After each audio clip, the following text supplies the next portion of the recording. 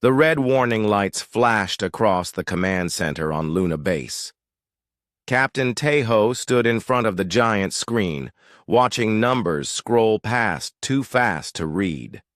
His coffee had gone cold an hour ago, but he didn't notice. For 3 days, every human listening post from Earth to Mars had been picking up the same signal. "Sir, we're getting the translation now," said Lieutenant Park, her fingers flying over the keyboard. "The computer says it's coming from Kepler 442. That's the neutral space station about 40 light-years away." Tejo nodded. Everyone in the Defense Force knew about Kepler 442. It was where the aliens met to talk about galaxy business.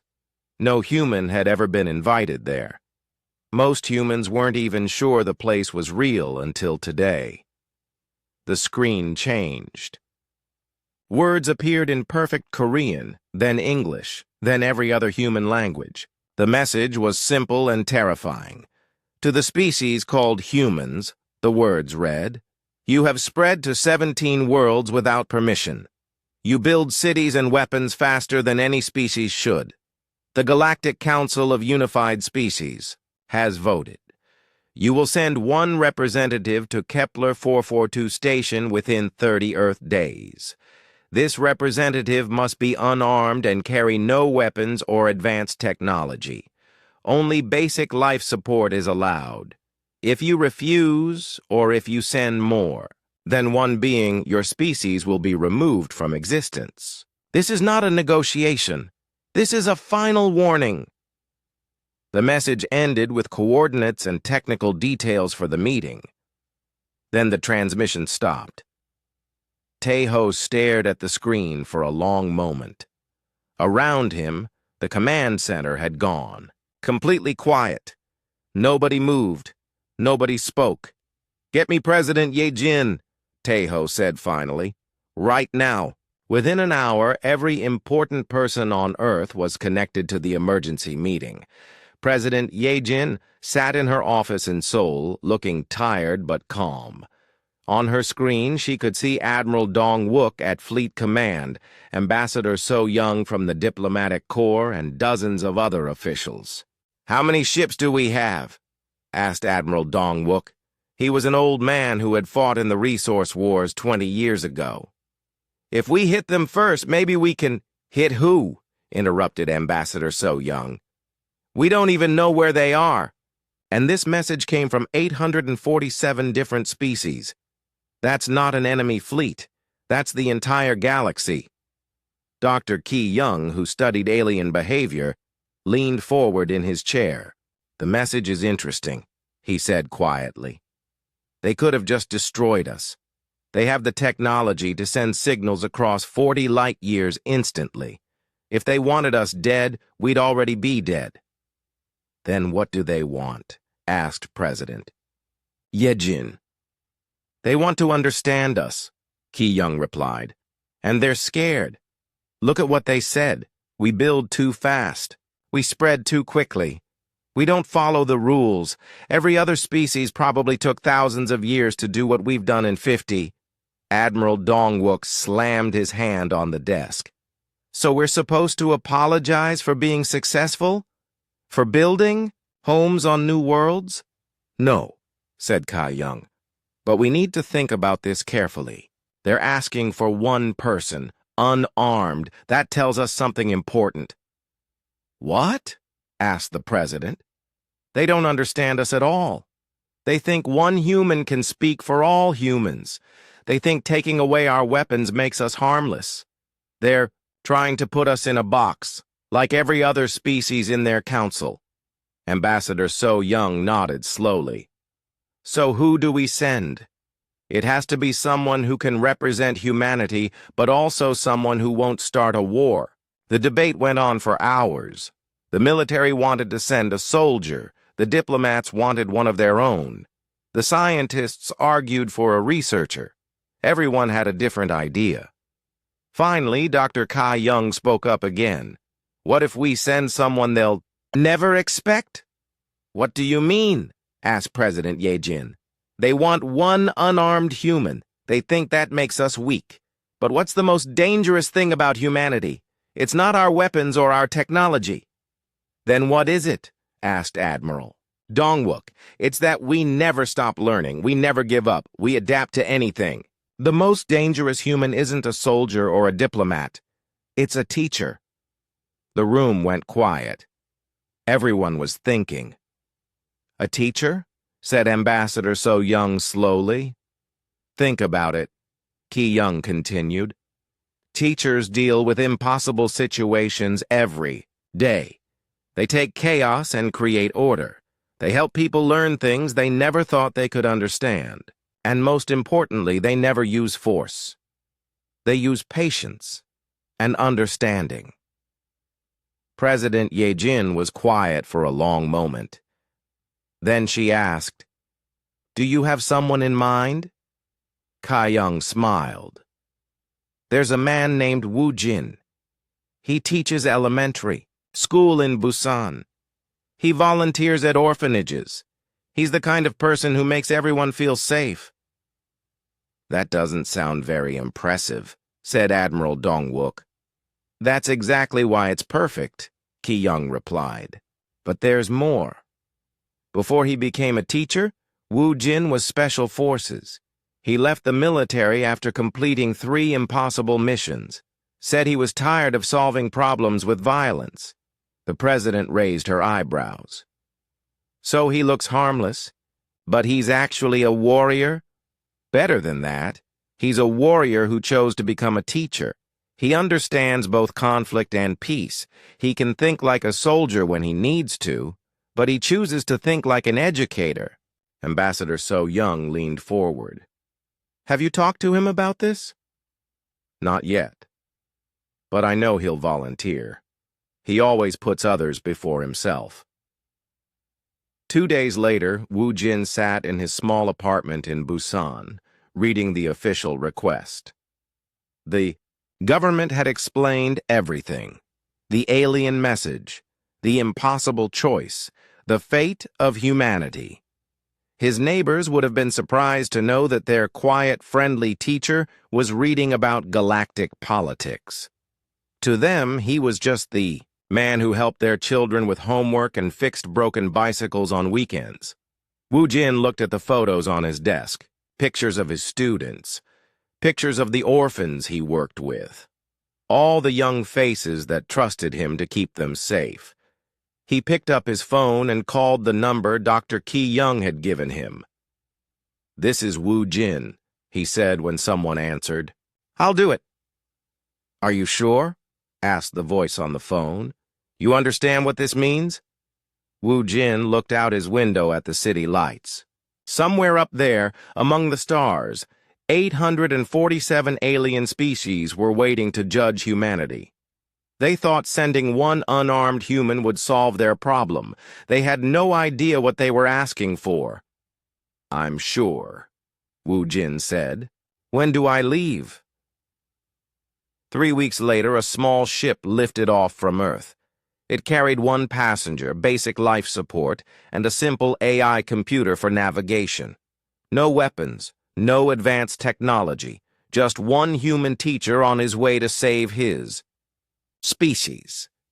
The aliens were expecting a representative who would beg for mercy or try to negotiate a deal. Instead, they were getting someone much more dangerous. They were getting someone who believed every problem could be solved if you just took the time to understand it. Someone who had never met a student he couldn't teach. Someone who was about to give the galaxy its first lesson in what it really meant to be human. The ship Harmony was smaller than Wu Jin's classroom back in Busan. He had to duck his head to move from one end to the other. The walls were plain metal, and everything smelled like recycled air and cleaning chemicals. "Good morning, Wu Jin," said Arya, the ship's AI. Her voice came from speakers in the ceiling. "We have been traveling for 6 days. How are you feeling today?" Wu Jin stretched and looked out the small window. The stars looked different than they did from Earth. Brighter somehow. "I'm fine, Arya," What can you teach me today? For the past week, Arya had been Wu Jin's teacher. Every day she told him about the alien species he would meet. At first, the information seemed impossible to believe. But Wu Jin approached it the same way he approached everything else, with patience and curiosity. Today we will study the Vorthax, Arya said. A hologram appeared in front of Wu Jin. It showed a being that looked like living crystal, about 3 meters tall and shaped like a pyramid. The Vorthax are silicon-based life forms, Arya explained. They think as a group, not as individuals. When one Vorthax learns something, all Vorthax know it instantly. They have been the leaders of the Galactic Council for over 20,000 years. Wu Jin studied the hologram. Do they have families? Children? They reproduce by sharing crystal fragments. New Vorthax already know everything their parents knew. They do not understand concepts like growing up or learning from mistakes. That sounds lonely, Wu Jin said. Lonely? Arya asked. They are never alone. They share every thought with their entire species. But that's not the same thing, Wu Jin replied. In my classroom, the children learn together, but each one discovers things in their own way. They surprise me. They surprise themselves. If they all thought exactly the same thoughts, they wouldn't really be learning anything new. Arya was quiet for a moment.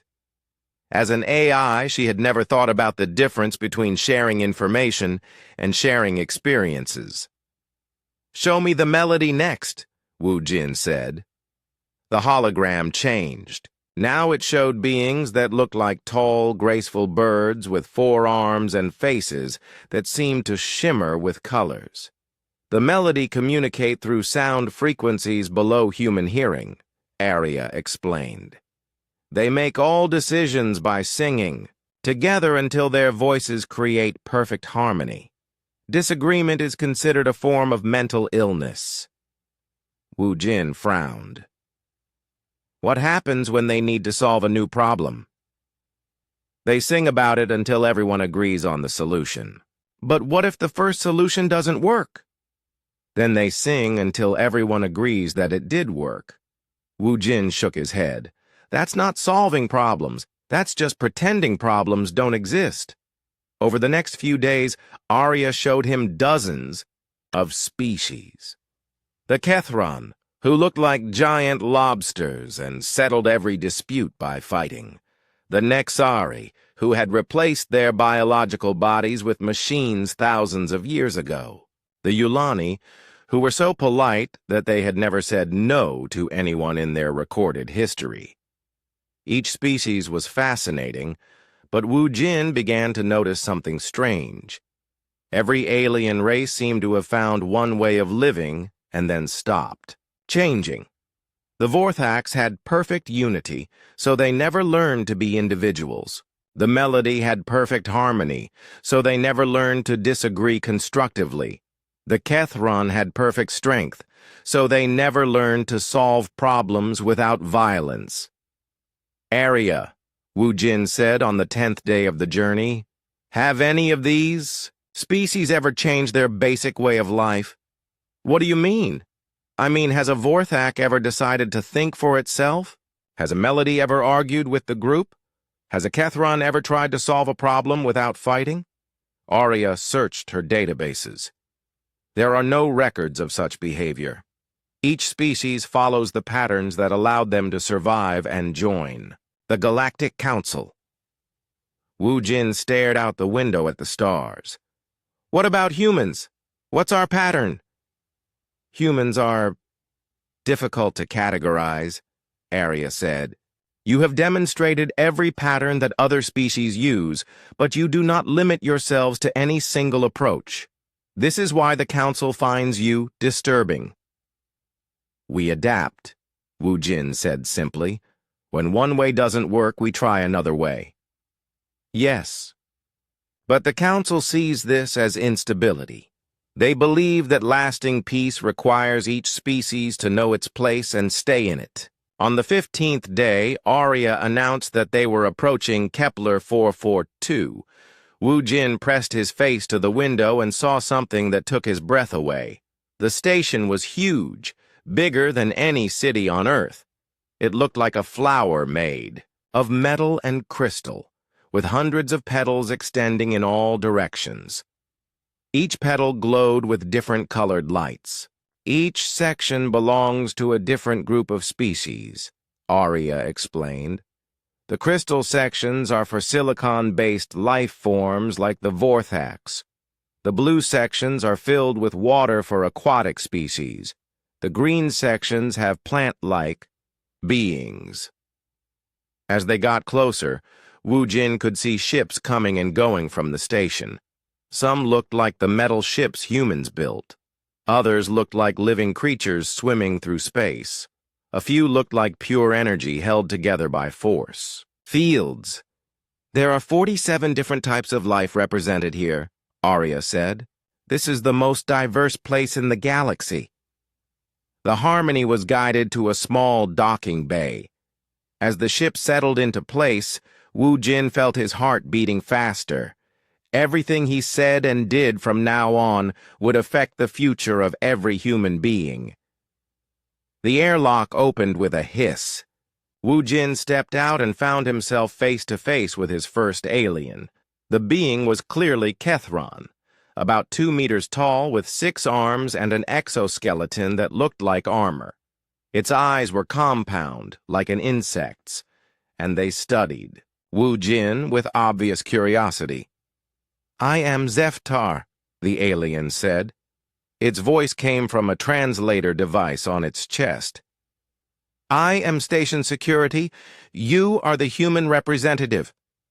"I am Wu Jin," he replied, bowing slightly the way he would greet a parent at school. "Thank you for welcoming me to your station." Zeftar's compound eyes blinked rapidly. "You thank me?" "Of course. You're taking time from your duties to help me. That's very kind." The alien seemed confused by this response. "I am ordered to escort you. Kindness is not involved." Wu Jin smiled. "Maybe not for you, but I still appreciate it." As they walked through the station corridors, Wu Jin saw aliens everywhere. Some walked on legs, others floated through the air, and a few moved along the walls like liquid metal. But what struck him most was how they all stayed separate. The crystal beings stayed with other crystal beings. The bird-like species flocked together. Everyone seemed to stick to their own kind. "Zeftar," Wu Jin said as they walked. "Do different species ever work together here?" "Work together?" Zeftar's translator made a buzzing sound that might have been confusion. "Each species contributes according to their nature.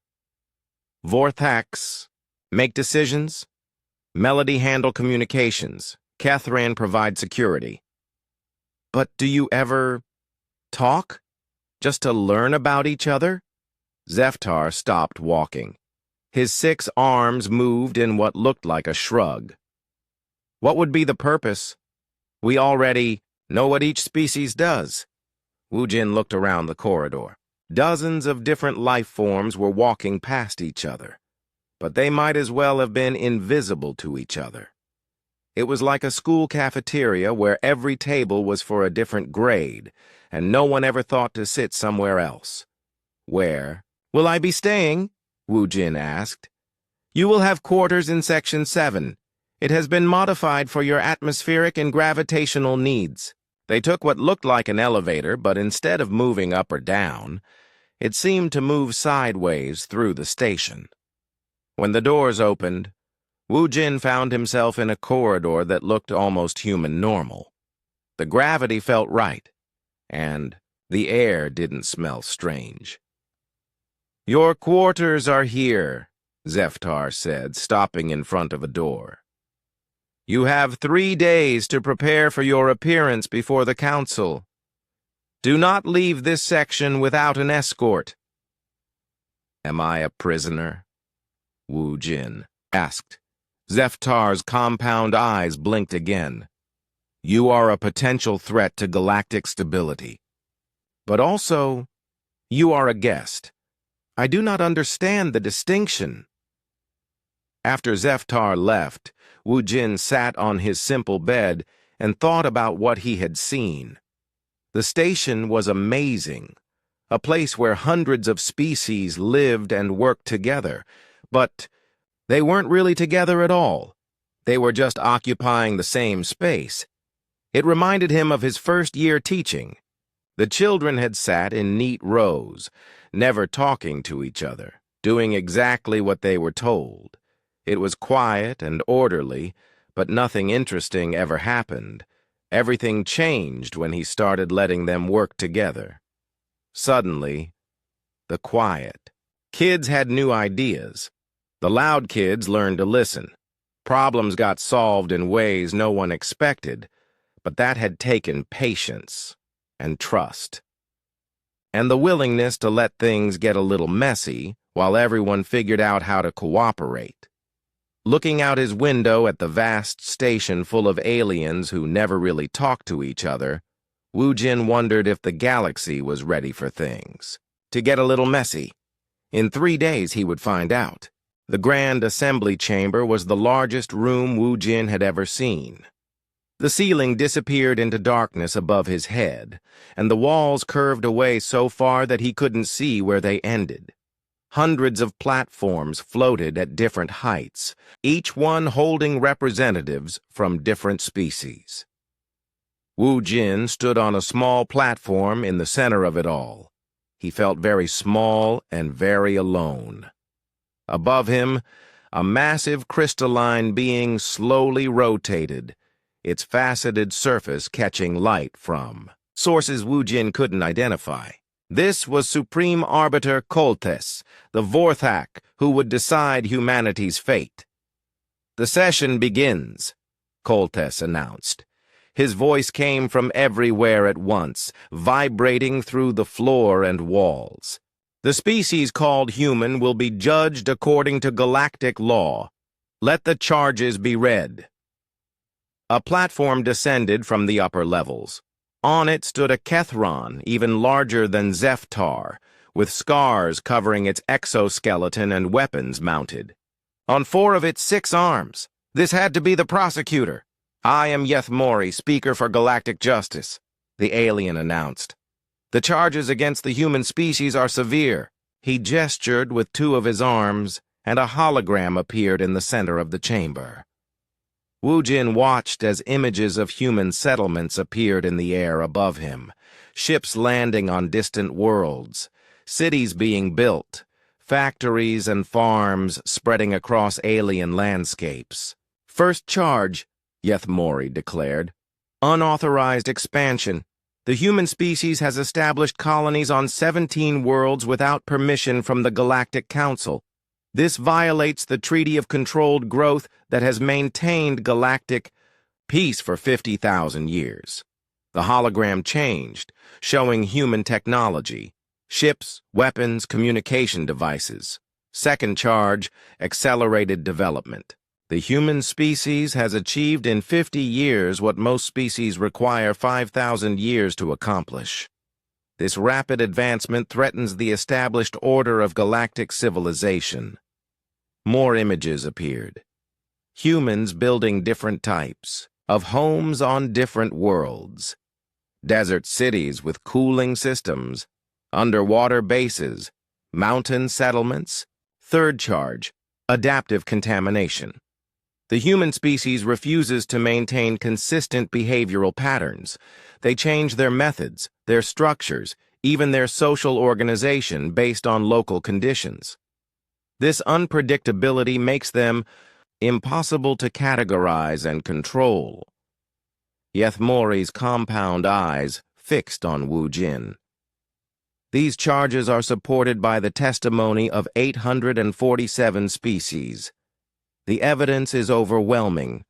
The human species represents a threat to galactic stability and must be contained or eliminated. Silence fell over the chamber. Wu Jin could feel thousands of alien eyes watching him, waiting to see how he would respond. Kolthes rotated slowly, above him. "Human representative, you may present your defense." Wu Jin took a deep breath. In his pocket, he carried a small photo of his students back in Busan. He thought about their faces, bright with curiosity, always asking questions that made him think in new ways. "Thank you, Supreme Arbiter," Wu Jin said. His voice was quiet, but somehow it carried throughout the vast chamber. "Before I respond to these charges, may I ask some questions?" A ripple of movement went through the assembled aliens. Yethmori's weapons clicked against his exoskeleton. "Questions?" Kolthes asked. "This is a legal proceeding, not a classroom." "Understand," Wu Jin replied. "But I'm trying to understand something important. You say that humans are dangerous because we adapt and change. But I'm curious about something." He looked up at Kolthes. "How long have the Vorthax been making decisions for the Galactic Council?" 23,417 years, Kolthes answered immediately. "And in all that time, have you ever made a decision that turned out to be wrong?" The chamber went very quiet. Kolthes stopped rotating. "Vorthax do not make errors," he said finally. "We process all available information through our collective consciousness. Our decisions are always optimal." "I see," Wu Jin said politely. "But what happens when you encounter a situation that has never existed before? Something that isn't in your collective memory?" "All situations are variations of previous situations. There is nothing truly new." Wu Jin nodded thoughtfully, then turned to look at one of the platforms where several bird-like melodies stood together, their colors shifting in complex patterns. "And you, the melody. You make decisions by singing until you achieve perfect harmony, correct?" One of the melody stepped forward. "I am Speaker Velana. Yes, we achieve consensus through harmonic convergence. All voices must blend perfectly before any action is taken." "That sounds beautiful," Wu Jin said sincerely. "But what happens when you encounter a problem that requires disagreement? When the right answer actually creates discord instead of harmony?" The melody's colors flickered uncertainly. "All problems can be resolved through proper harmony. Discord is a sign of incomplete understanding. What if the problem is that you need to understand discord itself?"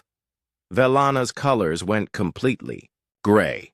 She had no answer. Wu Jin looked around the chamber, making eye contact with as many aliens as he could. When he spoke again, his voice had the gentle authority he used in his classroom when he needed his students to really listen. "I think I understand the real problem now," he said. "You're not afraid of humans because we're stronger or smarter than you. You're afraid because we represent something that challenges your entire way of thinking." Yethmori stepped forward, his weapons humming to life.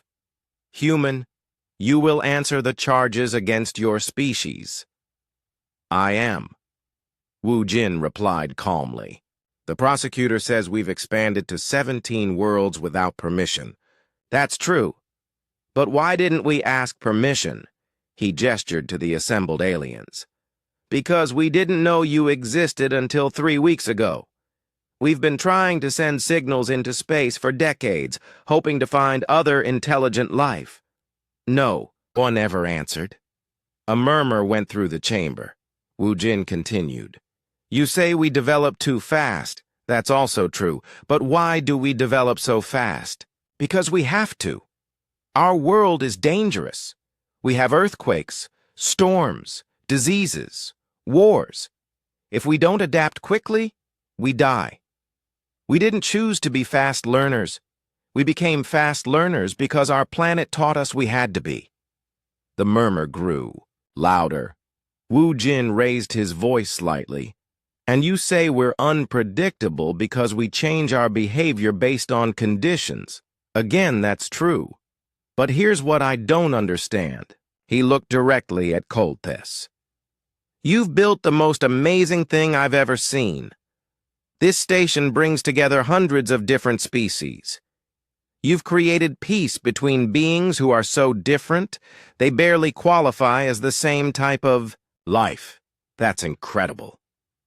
The chamber quieted as the aliens listened, unsure where this was leading. But then you divide everyone into categories. The Vorthax make decisions. The Melody handle communications. The Kethron provide security. You've created diversity, but then you've made sure it can never actually interact. Wu Jin's voice grew stronger. What if a Kethron had a good idea about communication? What if a Melody wanted to try making a decision without waiting for total harmony? What if a Vorthak wanted to think an original thought, just to see what it felt like? Impossible, Kolthes declared. Each species contributes according to their essential nature. To act outside that nature would be chaos. Would it? Wu Jin asked. Or would it be growth? Before anyone could answer, he continued. The prosecutor mentioned that we build different types of cities on different worlds. Desert cities underwater, cities, mountain cities. He called this contamination, but I call it learning. Wu Jin pulled out the photo of his students and held it up. These are my students back on Earth. Every one of them learns differently. Some are good at math, others at art, others at music. If I forced them all to learn exactly the same way, most of them would fail. He put the photo away and looked around. The chamber. But when I let them learn in their own ways, and then share what they've discovered with each other, amazing things happen. The math student helps the art student understand geometry. The music student helps everyone understand rhythm and timing. They all become better at everything, not just their specialty. The chamber was completely silent now. Even Yethmori had stopped clicking his weapons. That's what humans do, Wu Jin said simply. We learn from everything and everyone around us. When we went to the desert world, we learned from the desert. When we went to the water world, we learned from the ocean. We don't think this makes us less human. We think it makes us more human. He looked up at Kolthes. The real question isn't whether humans are dangerous to galactic stability. The real question is whether galactic stability is worth preserving if it means never growing, never learning, never becoming more than what you already are. Supreme Arbiter Kolthes rotated slowly, his crystalline surface reflecting the lights of the chamber. When he spoke, his voice was thoughtful. You ask difficult questions, human teacher. That's what teachers do, Wu Jin replied. We ask questions that make people think about things in new ways. And if we cannot answer your questions? Wu Jin smiled, the same warm smile he gave his students when they were struggling with a difficult concept. Then we figure out the answers together. 4. The first time in the recorded history of the Galactic Council, Supreme Arbiter Kolthes was speechless. The Grand Assembly Chamber buzzed with activity as aliens whispered, clicked, sang, and communicated in ways Wu Jin couldn't understand.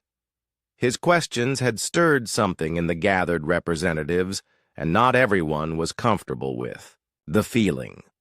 Supreme Arbiter Kolthes rotated above them all, his crystalline surface flickering with internal lights. Finally, he spoke. The Council will recess to consider the humans' unusual defense. We reconvene in one standard galactic day. As the platforms began to move and aliens started to leave, a new platform descended toward Wu Jin. On it stood a being unlike any he had seen before. She looked almost human, but her skin had a blue tint and her eyes were larger and completely black. "I am Thexandi of the Yulani," she said, her voice musical and soft. "I have been assigned as your legal counsel." Wu Jin bowed politely. "Thank you, though I have to admit, I'm not sure what legal counsel means in this situation." Thexandi's large eyes blinked slowly. "To be honest, neither do I. In my 300 years of counsel service, no one has ever responded to charges the way you just did." They walked together through the station corridors back to Wu Jin's quarters. Along the way, Wu Jin noticed something different. Aliens were looking at him. Not with fear or anger, but with curiosity. A small group of crystal beings stood clustered. Together, their internal lights flashing in rapid patterns. As Wu Jin passed, one of them stepped forward. "Human," it said, its voice like wind chimes. "You asked if a Vorthak could think an original thought. We have been discussing this question." "And?" Wu Jin asked gently. "We are not sure it is possible, but for the first time in our collective memory, we are not sure of something. This is strange." After the crystal being rejoined its group, Thexandi shook her head in amazement. "I have never seen Vorthaks express uncertainty. They are famous for always having answers." "Maybe that's the problem," Wu Jin said. "If you always have answers, you stop asking questions." In his quarters, Thexandi explained what would happen next. "The council will discuss your case. Then they will either accept your defense or reject it. If they reject it, humanity gets destroyed," Wu Jin finished. "Yes, but I don't think that's what will happen. You've created something new here. The representatives are talking to each other in ways they never have before."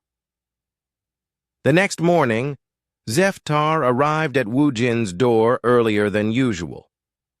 "There has been a development," the Kethran security officer announced. "Supreme Arbiter Kolthes wishes to speak with you before the council reconvenes." Wu Jin was escorted to a smaller chamber near the top of the station. Kolthes waited there alone, his crystalline form smaller than it had appeared in the Grand Assembly. "Sit," Kolthes said, indicating a chair that had been provided for human anatomy. "Thank you," Wu Jin said, settling into the chair. "This is more comfortable than standing." "Comfort," Kolthes repeated the word as if it were foreign. "The Vorthak Collective has been analyzing this concept since yesterday. We do not understand its purpose." "Well," Wu Jin said, "when people are comfortable, they can think more clearly. They can be more creative. But comfort serves no survival function. It provides no advantage." Wu Jin smiled. "Supreme Arbiter, may I ask you something personal?" "Vorthaks do not have personal experiences. We have collective experiences." "Right.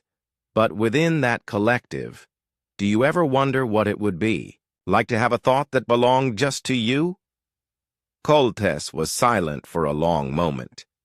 His internal lights flickered in patterns Wu Jin had never seen before. "Last night," Kolthes said finally, "for approximately 0.003 seconds, I experienced something that did not immediately become part of the collective consciousness." "What was it?" "I wondered what the color blue looks like to a creature with individual sight rather than collective vision." Wu Jin leaned forward. "That's incredible. What happened to that thought?" "I shared it with the collective as is proper. But before I shared it, for those 0.003 seconds, It was mine. They sat in comfortable silence for a moment. Then Kolthes spoke again. Human teacher, the Council has decided to test your claims about adaptation and cooperation. What kind of test? We will present you with an unsolvable problem, one that the combined wisdom of 847 species has been unable to resolve for 3,000 years. Wu Jin felt his heart rate increase. And if I can't solve it? Then your species will be judged as dangerously delusional, and the original verdict will stand. And if I can solve it? Kolthes's lights flickered again. Then perhaps it is the galaxy that needs to change, not humanity. 2 hours later, the Grand Assembly reconvened. The chamber felt different somehow. Aliens were sitting closer together than before. Some were even sharing platforms. The test begins, Kolthes announced. We present the crisis of Sector Zeta 9. A massive hologram filled the chamber, showing 17 star systems connected by shipping routes and communication lines. But the image was split by a jagged red line running through the middle for 3,000 years, Kolthes continued. 2 species have been locked in total war, the Drakmari and the Felnathi. 17 star systems have been devastated, billions have died. Every mediation attempt has failed. The hologram zoomed in to show the 2 species. The Drakmari looked like armored reptiles, standing 3 meters, tall with massive claws and natural weapons. The Felnathi were smaller, more delicate, with large heads and multiple eyes that seemed to glow with intelligence. The Drakmari believe that strength determines truth, Yethmori explained. The strongest warrior is always right. The Felnathi believe that logic determines truth. The most rational argument is always correct. Neither species can accept the other's fundamental worldview. The war began, added Speaker Velana, when the Drakmari claimed a disputed system through conquest. The Felanathi rejected this claim as logically invalid. Neither species has been willing to compromise. Wu Jin studied the hologram carefully. Have they ever tried to communicate directly, not through mediators but face-to-face? Impossible, Kolthes replied. Drakmari consider the Felnathi weak and therefore invalid. Felnathi consider the Drakmari irrational and therefore dangerous. Both species refuse to acknowledge the other's right to exist. I see, Wu Jin said quietly. May I speak with representatives of both species?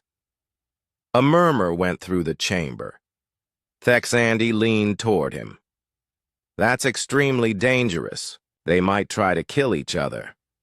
Or you. I understand the risk, Wu Jin replied, but I can't help them if I don't understand them. 2 platforms descended into the chamber. On one stood a massive Drakmari warrior, his scarred armor telling the story of countless battles. His eyes glowed red with barely contained aggression. On the other platform stood a Felnathi scholar, her multiple eyes moving independently as she calculated and analyzed everything around her. She held herself with the rigid posture of someone who trusted only in logic. I am war leader Gorthak, the Drakmari announced, his voice like grinding stone. I have killed 300 Felnathi in personal combat. Their weakness disgusts me. I am Prime Scholar Nithara, the Felnathi replied, her voice precise and emotionless. I have calculated the mathematical impossibility of Drakmari victory. Their irrationality is a mental disorder. The 2 platforms were kept far apart, but even so, both aliens tensed as if ready for battle. Wu Jin looked from one to the other. Then he did something that made everyone in the chamber gasp. He stepped off his platform and walked to the center of the space between them. "War Leader Gorthak," he said, facing the Drakmari. "You're absolutely right." Gorthak's red eyes widened in surprise. Nithara's multiple eyes all focused on Wu Jin with shock. "The Drakmari way of life is perfect for your worlds," Wu Jin continued. "Your planets are harsh, with dangerous predators and limited resources. Only the strongest survive. Strength really is truth on your worlds, because weakness means death." Gorthak straightened with pride, but he looked confused. Wu Jin turned to face Nithara. "And, Prime Scholar, you're absolutely right, too." Now it was the Fel-Nathi's turn to look shocked. "The Fel-Nathi way of life is perfect for your worlds," Wu Jin said. "Your gas giant cities require precise calculations for everything. Atmosphere, pressure, structural integrity. One logical error and millions die. Logic really is truth on your worlds because irrationality means death." The chamber had gone completely silent. Both warriors stared at Wu Jin as if he had grown a second head. "But here's what I think happened," Wu Jin continued, still standing between the two deadly enemies. "You both met each other and assumed that there was only one way to be right." The Drakmari thought, "If strength is truth, then these logical beings must be weak and therefore wrong." The Fel-Nathi thought, "If logic is truth, then these strong beings must be irrational and therefore wrong." He looked from one to the other. "What if you're both right? What if strength is truth on Drakmari worlds, and logic is truth on Fel-Nathi worlds, and the disputed system needs both?" War Leader Gorthak's claws extended. "Impossible. There can be only one truth." Prime Scholar Nithara's eyes flickered rapidly. "Agreed. Truth is singular and absolute." Wu Jin smiled. "Then let me ask you both a question. War Leader, what happens when your strongest warrior faces a problem that can't be solved by fighting?" Gorthak was quietful. War Leader Gorthak stared at Prime Scholar Nithara for a long moment. His red eyes, which had burned with hatred for 3,000 years, showed something different now. Confusion, curiosity. "You are not what I expected," he said finally, his voice like gravel. Nithara's multiple eyes focused on the Drakmari warrior. Her calculations had always told her that the Drakmari were simple brutes. But looking at Gorthak now, she could see intelligence behind his fierce appearance.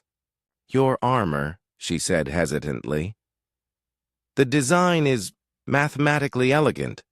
The weight distribution, the protection angles. Someone calculated these formulas." Gorthak straightened with what might have been pride. "I designed it myself. A warrior who cannot think is a dead warrior." "And your battle strategies?" Nithara asked, her scientific curiosity overcoming her fear.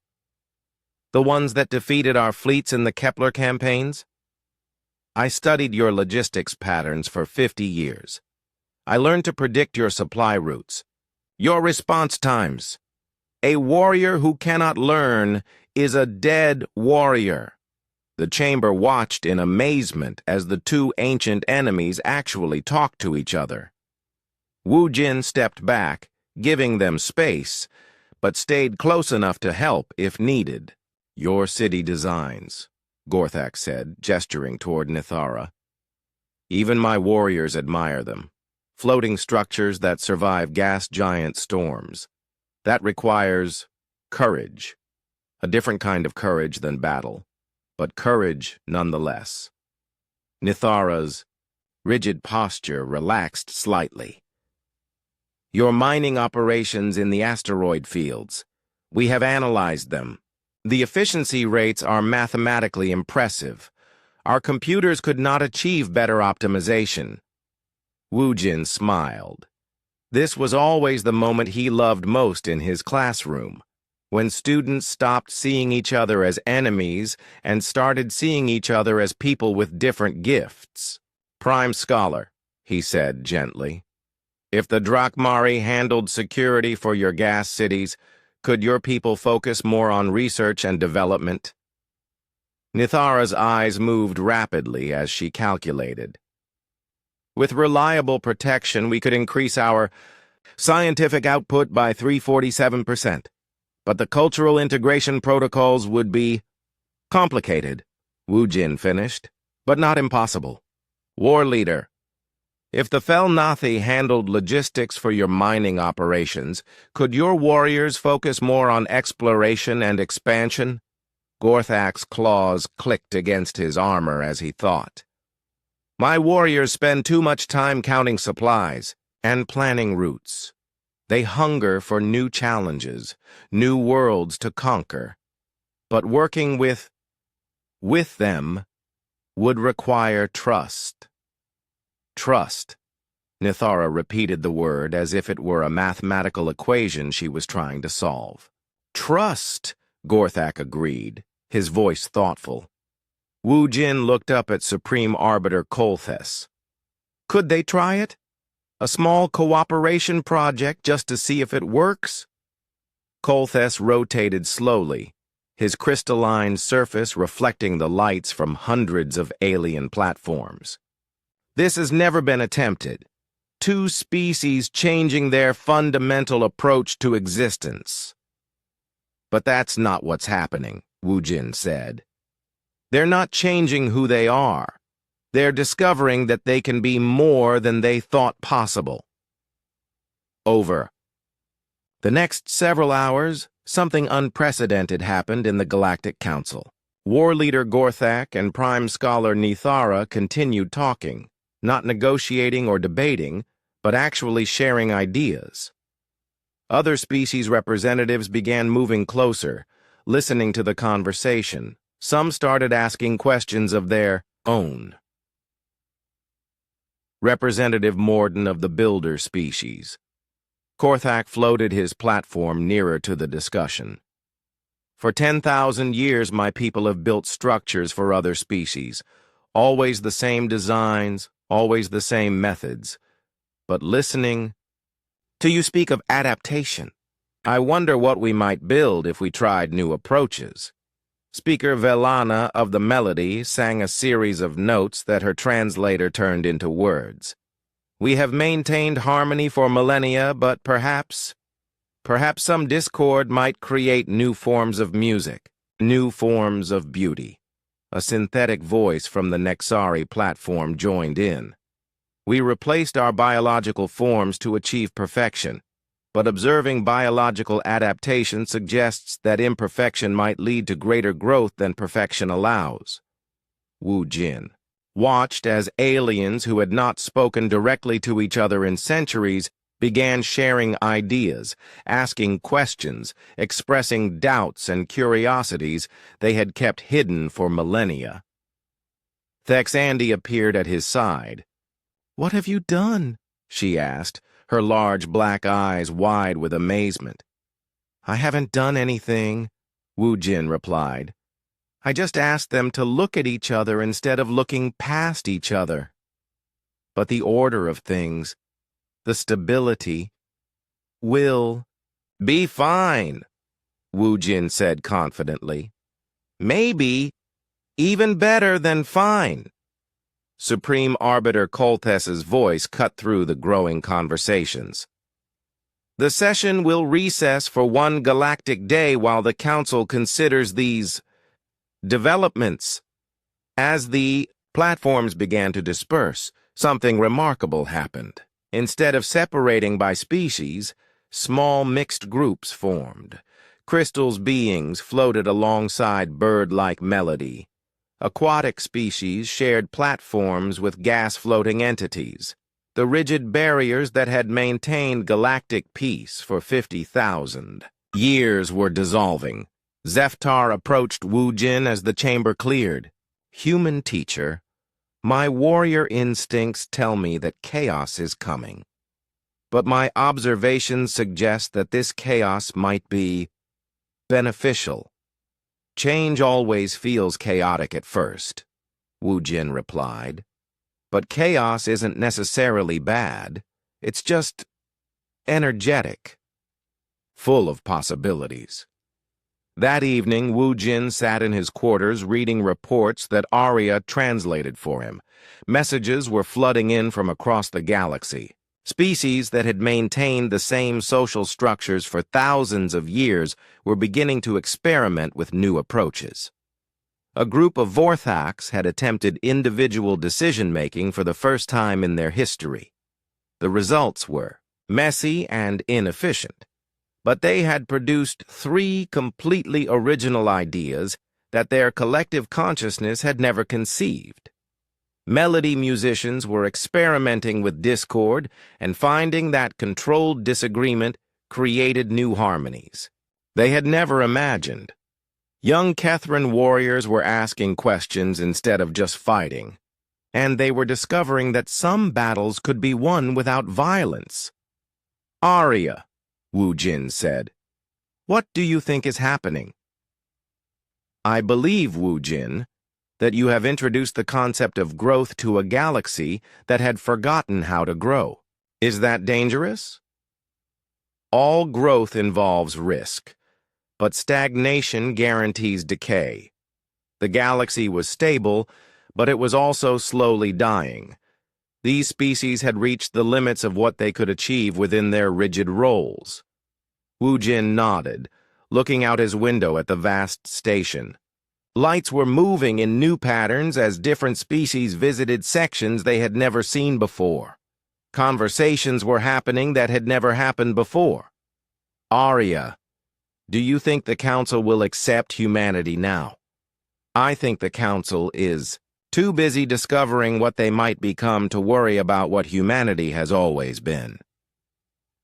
3 days later, War Leader Gorthak and Prime Scholar Nithara stood together on the same platform in the Grand Assembly Chamber. It was the first time in galactic history that representatives of 2 warring species had willingly shared the same space. We have reached an agreement, Gorthak announced, his voice carrying less aggression than before. A logical cooperation framework, Nithara added, her multiple eyes bright with excitement. The disputed systems will be jointly administered, they said together, their different voices somehow creating harmony. Drakmari security forces will protect Felnathi research stations. Felnathi logistics specialists will optimize Drakmari resource extraction. The preliminary models, Nithara continued, suggest a 600% increase in overall system productivity. And my warriors are eager for this new challenge, Gorthak added, fighting alongside mines instead of against them. The chamber erupted in sounds, cheering, singing, clicking, humming, as hundreds of species celebrated the end of the galaxy's longest war. But Supreme Arbiter Kolthes rotated above them all, his crystalline form flickering with complex patterns. The test has been completed, he announced. The impossible problem has been solved. But this creates a new situation that the Council must address. The chamber quieted. If the human representative can solve a problem that has baffled our combined wisdom for 3 millennia, what does this tell us about our own wisdom? What does this tell us about the limitations we have accepted as permanent? Wu Jin stood on his platform, waiting patiently. Around him, the greatest minds in the galaxy wrestled with questions they had never dared to ask. Human teacher, Kolthes said finally, what do you recommend we do with you? Wu Jin smiled, the same warm smile he had given to thousands of students over the years. Let me teach, he said simply. Let me help everyone discover what they might become if they're willing to grow. The vote, when it came, was unlike any vote in Galactic Council history. It wasn't just about accepting or rejecting humanity. It was about accepting or rejecting the possibility of growth itself. The result was unanimous, though it took some species several hours to reach their decision, as they learned to think in ways they never had before. Humanity would not only be accepted into the Galactic Council. They would be given a role that had never existed before, teachers of adaptive learning, and the galaxy would never be the same again. 6 months later, Wu Jin stood in front of his new classroom. It was nothing like his simple room in Busan.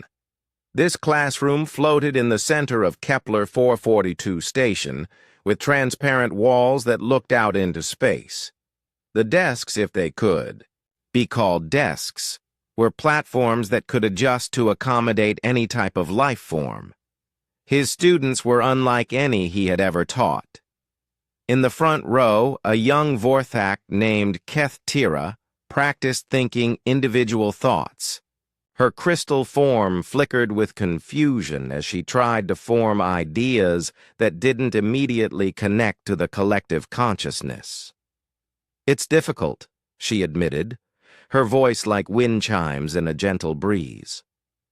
"When I have a thought, I want to share it immediately. Keeping it to myself feels lonely." "That's normal," Wu Jin said encouragingly. "Learning to be an individual doesn't mean you can't also be part of a group. It just means you have more to contribute when you do share." Behind Keth Tyra, a young melody named Yulandra was practicing disagreement. His colors shifted nervously as he tried to argue with another student's idea without creating discord. "What if," Yulandra sang hesitantly, "what if your solution is good, but there might be an even better solution?" His classmate, a Kethran named Zorek, clicked his claws thoughtfully. "You disagree with me, but you're not challenging me to combat. This is strange, but interesting." Wu Jin smiled as he watched his students discover new ways of thinking. The Interspecies Academy for Adaptive Learning had been his idea, but it had grown beyond anything he had imagined. The academy now had 50 teachers, humans who had volunteered to leave Earth and work with alien species. Each teacher brought their own expertise, but they all shared the same basic approach: help students discover their own potential instead of forcing them into predetermined roles. Dr. Sora, who taught on the Nexari platform, was helping synthetic beings explore creativity and emotion. Engineer Minho worked with the builder species, showing them that structures could be both functional and beautiful. Artist Hai Young taught melody students that discord could be just as beautiful as harmony when used thoughtfully. But the real success stories were happening all across the galaxy.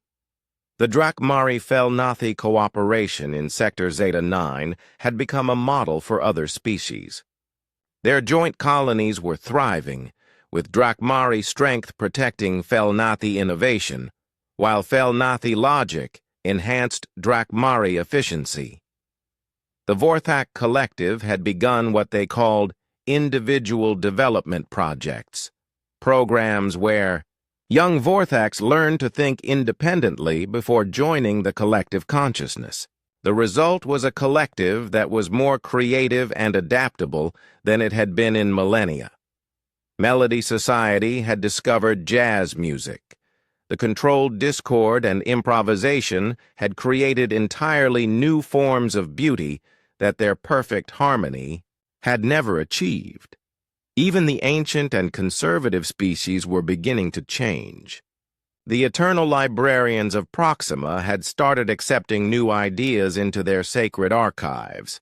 The Void Walkers had begun exploring inner space as eagerly as they had always explored outer space. "Teacher Wu Jin," came a voice from the back of the classroom. Wu Jin turned to see Nexari 7, one of his synthetic students.